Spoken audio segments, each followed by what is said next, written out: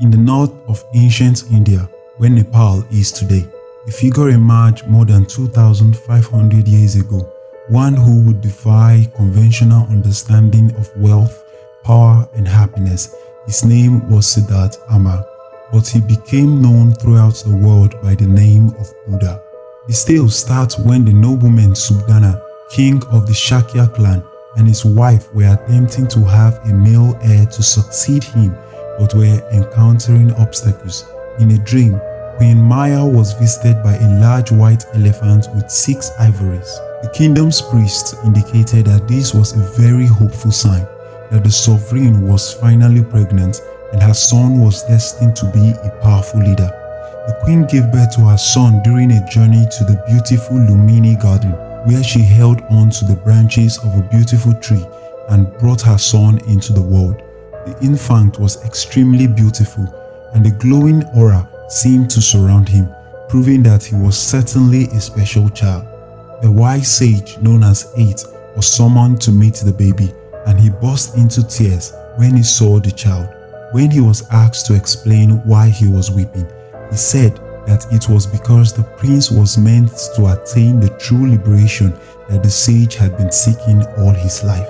However, the guru would be dead by the time Siddhartha reached his destiny, and so he would not have the opportunity to find the answers he had been looking for.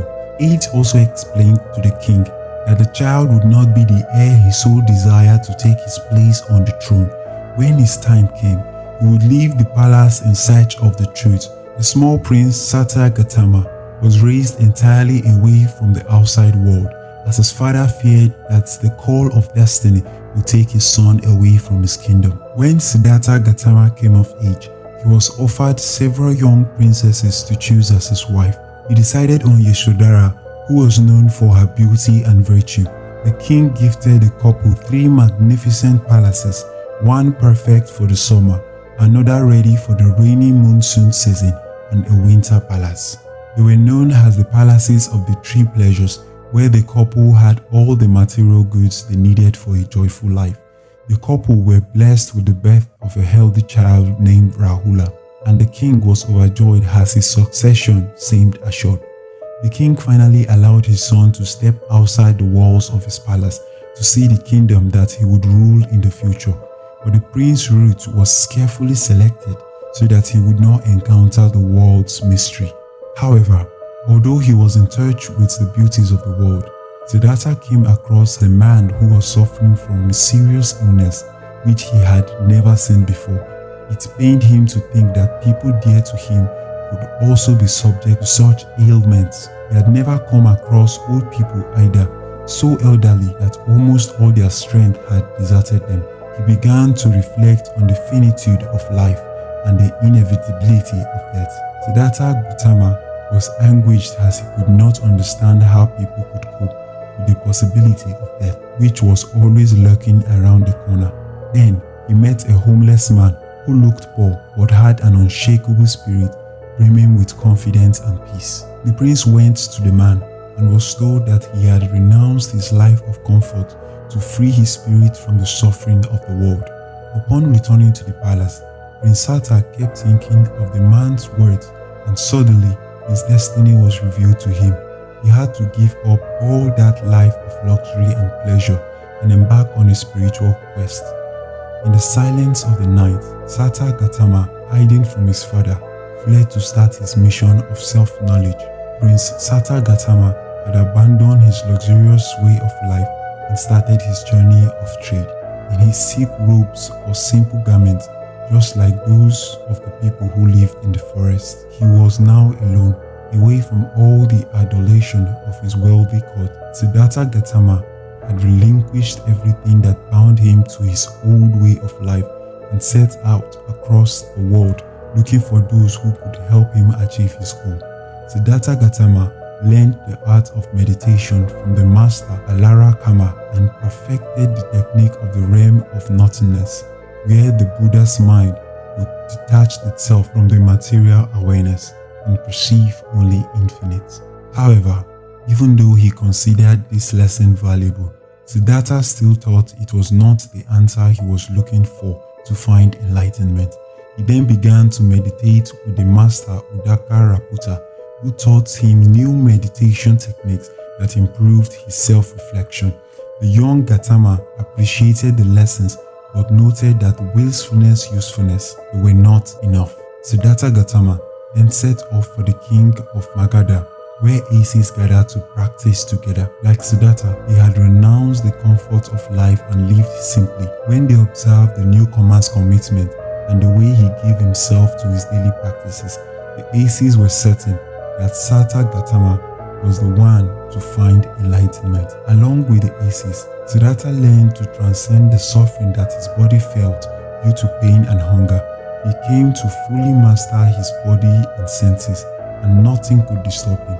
He hardly ate anything anymore, and so he became thinner and weaker. This period of Buddha's life became known as the 6-year fast, but Siddhartha noticed that his weakness was doing him more harm than good. It was keeping him from the path of wholeness, as even his reasoning was hampered. He would put an end to his fast by accepting an offering from a peasant woman.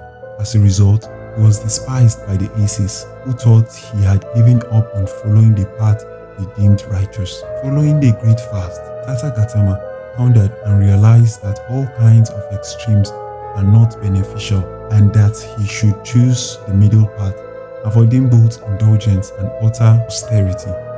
Siddhartha went on to believe that it was important to find balance both in spiritual practice and in life in general. After years of wandering and learning, Siddhartha stumbled across a beautiful fig tree and became known as the Bodhi tree. And Siddhartha Gautama said that he would sit under its shade and would only stand up once he had found enlightenment. He made a cushion out of grass and foliage, then sat down with his face turned to the east.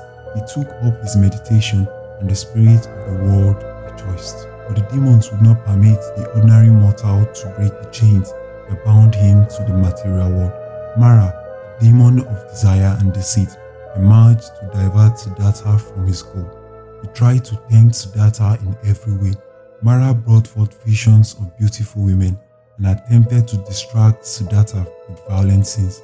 But neither the fear nor the desire elicited by Mara could distract Siddhartha Gautama. The Mara dared Siddhartha to find someone who could bear witness in his favor, attesting to his right to enlightenment. That was when Siddhartha touched the ground with his hand, signaling that the earth itself was his witness. Then, on a full moon night, Siddhartha Gautama overcame ignorance and suffering after recalling his past lives, understanding the cycle of birth and the death that happens according to karma, and ultimately grasping the Four Noble Truths, which are the path to ending suffering. At sunrise, Siddhartha Gautama at last attained enlightenment, becoming Buddha, the enlightened one.